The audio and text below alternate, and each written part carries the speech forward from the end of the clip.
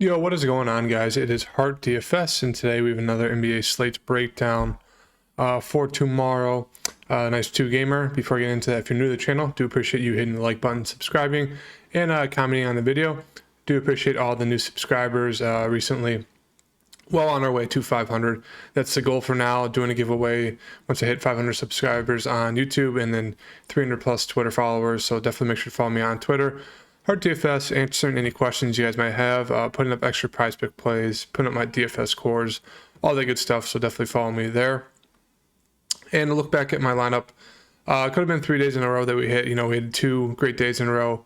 This last game yesterday, we missed cash by 4 points. I got super risky on Twitter. I had a little interaction with one of my followers. Shout out Jay.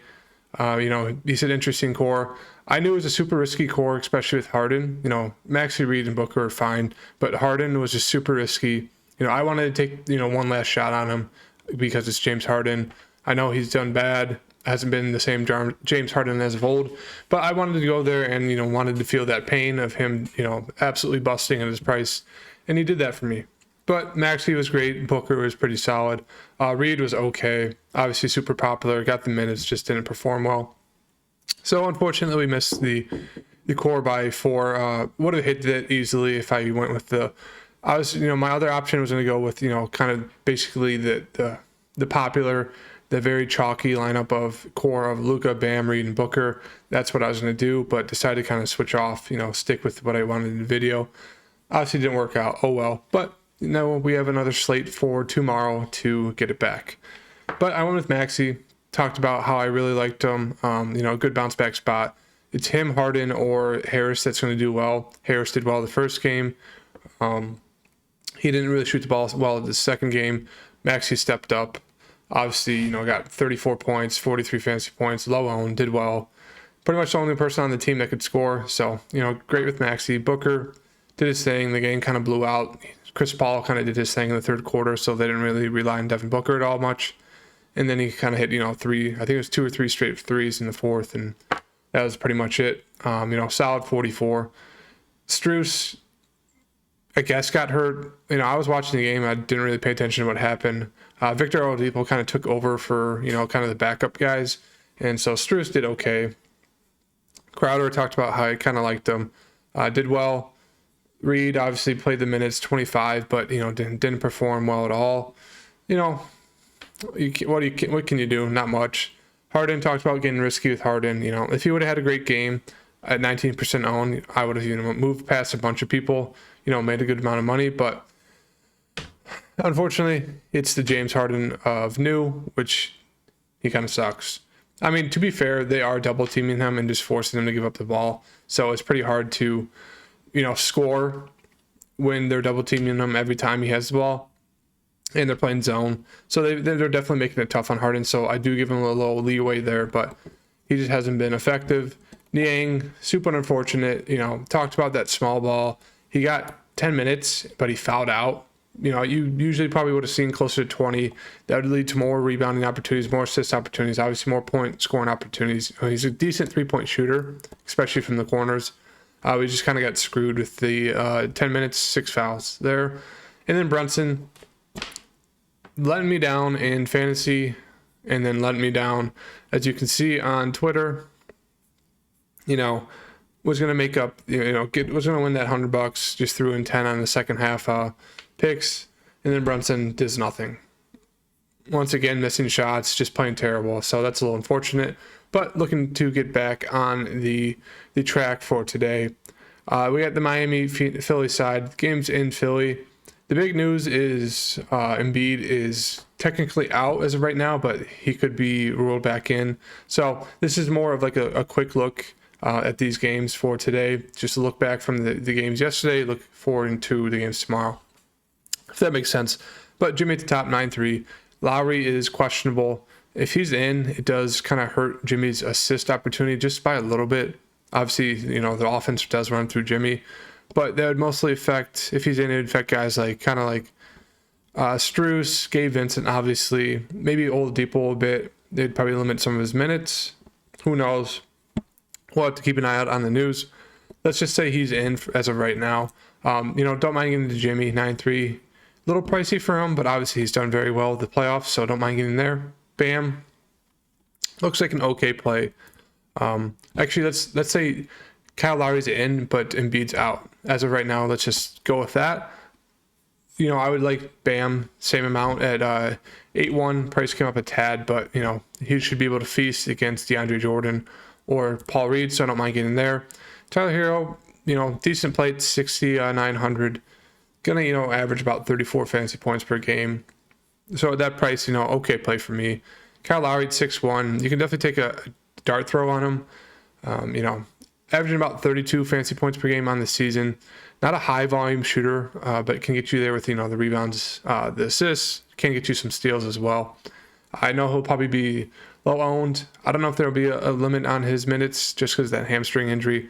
So we'd have to keep an eye out on that, but I wouldn't mind getting there as a nice mid-range play at 6,100. I think people would be a little weary of playing him just because of that hamstring, so I definitely think you could take advantage of that. Strus, a little too pricey for me at 5,300 for a guy who's kind of limited when it comes to offense. Vincent, obviously out of play if Lowry's in, so I want to go there. And the Oladipo, I guess, is worth taking a shot on. Played 28 minutes, closed last game, played really well. If Lowry's in, obviously, I think that does take some usage away from Oladipo. I think they're going to rely on the main three guys of Jimmy, Hero, and Bam. But Oladipo is definitely worth taking a look at 4,800. PJ Tucker kind of had the classic PJ Tucker game. 26 minutes, only 9 fantasy points. 4,500, not the best value, but you can definitely go there. And then Deadman did get some minutes, 11 minutes, was productive.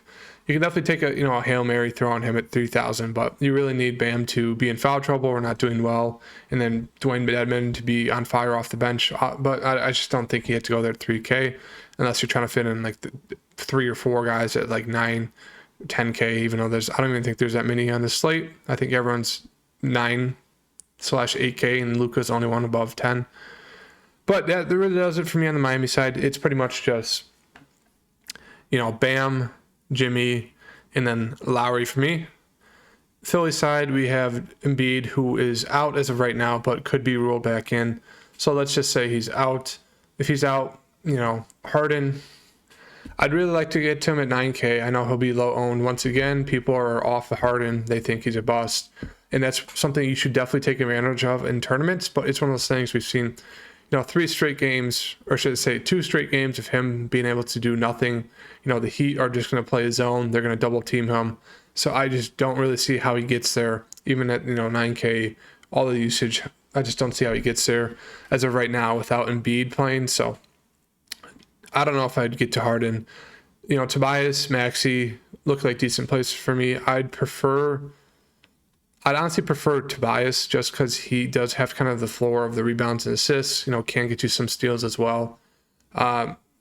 Otherwise, don't mind getting to either one of them.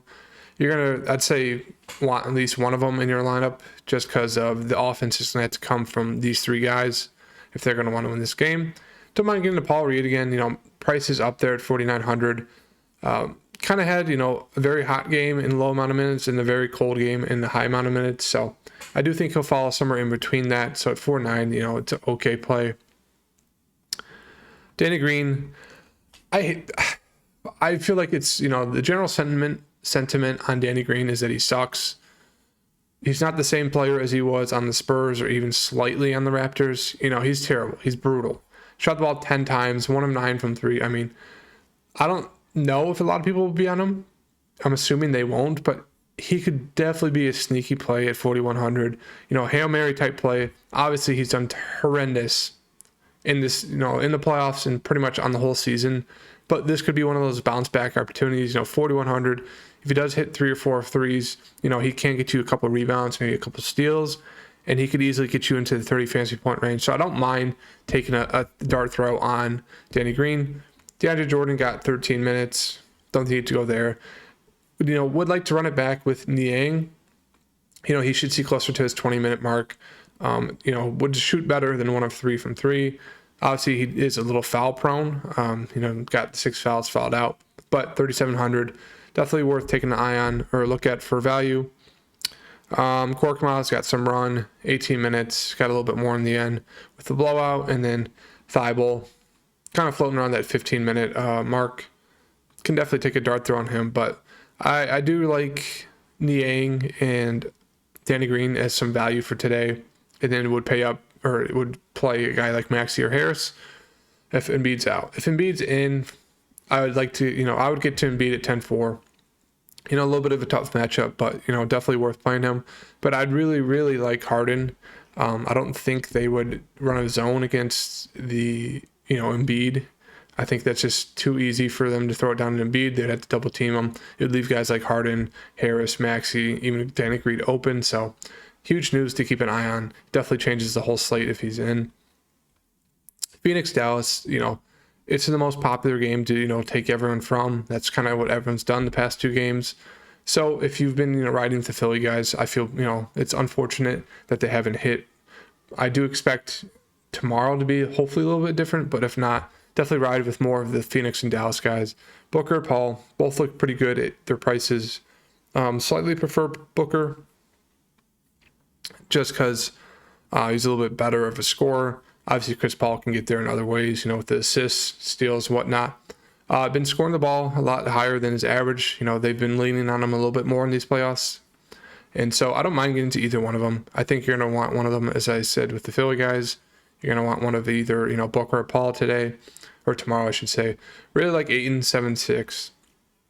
Had foul trouble in that last game, so he only played 18 minutes. Do think you should expect him to play closer to 35.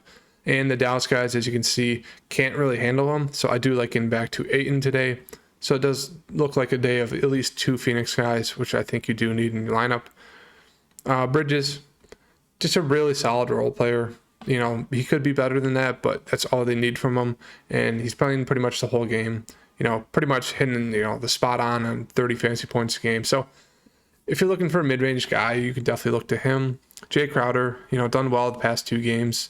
Definitely a guy, who is not going to shoot the ball a ton. If he's shooting his threes, he's going to get you that 30 fantasy point mark.